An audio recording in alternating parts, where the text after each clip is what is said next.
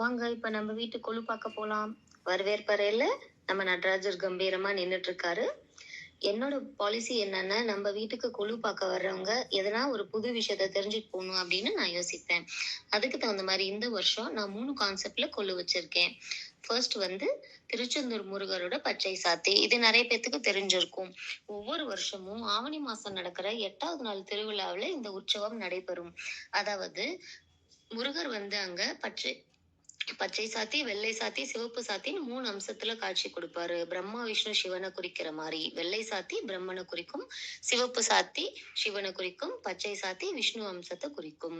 இந்த பச்சை சாத்தி உற்சவம் அப்போ ரொம்ப விசேஷமா நடக்குவாங்க. அந்த உற்சவத்தை பார்த்தா வாழ்வில் ஏற்றம் வரும் அப்படின்ட்டு சொல்லுவாங்க.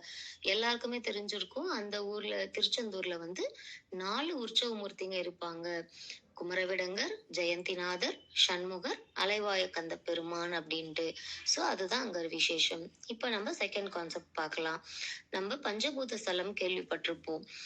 இங்க வந்து திருவானைக்காவல் நீர் ஸ்தலத்தை நான் கான்செப்டா எடுத்திருக்கேன். எப்பவுமே 24/7 365 டேஸ் சிவன் வந்து தண்ணியிலே இருப்பாரு.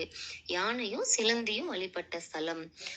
சிலந்தியும் யானையும் ரொம்ப இதுவா சிவனுக்கு பூஜை பண்ணி மறுஜென்மத்துல ராஜாவா பிறந்து கட்டின கோயில் அது. அதனாலதான் யானை புகாவண்ணம் வாசாலமைத்த தலம்ட்டு அதுக்கு பேர் வந்தது. அங்க வந்து அதுதான் ரொம்ப விசேஷம்.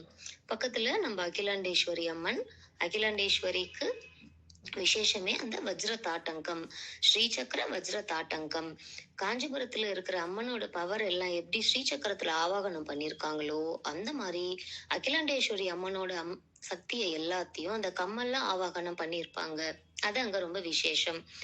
அப்புறம் உச்சிக்கால பூஜை அப்போ ஐயர் வந்து அம்பாளே வந்து சிவனுக்கு பூஜை பண்ற கணக்குக்கு சாரி கட்டிட்டு பூஜை பண்ணுவாரு. அது அங்க விசேஷம். அடுத்த கான்செப்ட் வந்து சாத்துர்மாசிய விரத கான்செப்ட். இப்போ நம்மளுக்கு எல்லாருக்கும் தெரிஞ்சிருக்கும், சோலார் கேலண்டர், லூனார் கேலண்டர் 2 இது ஃபாலோ பண்ணுவோம். லூனார் கேலண்டர் அப்படின்னா சாந்திரமானேச நம்ம சங்கல்பத்துல எல்லாம் பார்த்திருப்பீங்க. அதுல ஆஷாட மாசம் நம்ம எல்லாருக்கும் தெரியும். அந்த ஆஷாட மாசத்துல வர்ற ஏகாதசிக்கு பேரு தேவ சயன ஏகாதசி. சயனம்னா படுக்கிறது, தேவ அப்படின்னா மரியாதையா சொல்றது. அப்போ தேவ சயன ஏகாதசி அன்னைக்கு பெருமாள் வந்து காஸ்மிக் ஸ்லீப்புக்கு இல்ல யோகிக் ஸ்லீப்புக்கு போவாரு. அப்போ அந்த 4 மாசம் சாத்துர்மாசியம் சொல்றோம் இல்லையா, அந்த 4 மாசம் யார் உலகத்தை பாதுகாக்கிறாங்க அப்படின்றது இப்ப நம்ம தெரிஞ்சுக்க போறோம்.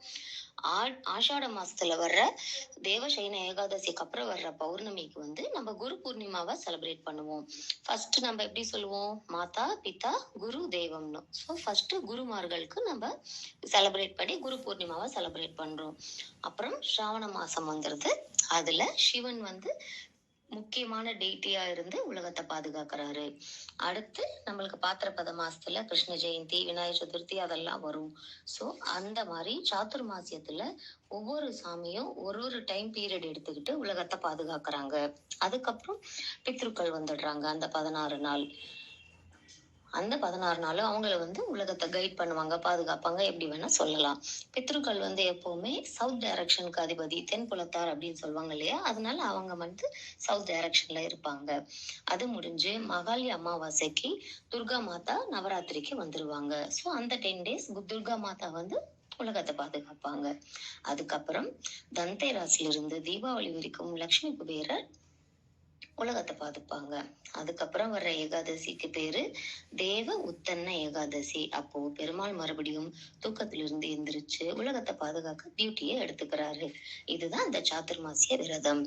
அடுத்த படியில எப்பவும் போல தசாவதாரம், அஷ்டலட்சுமிகளும் சகல தேவதைகளையும் ஆவாகனம் பண்ணி வச்சிருக்கோம். இதுதான் இந்த வருஷம் எங்களோட குழு. நன்றி.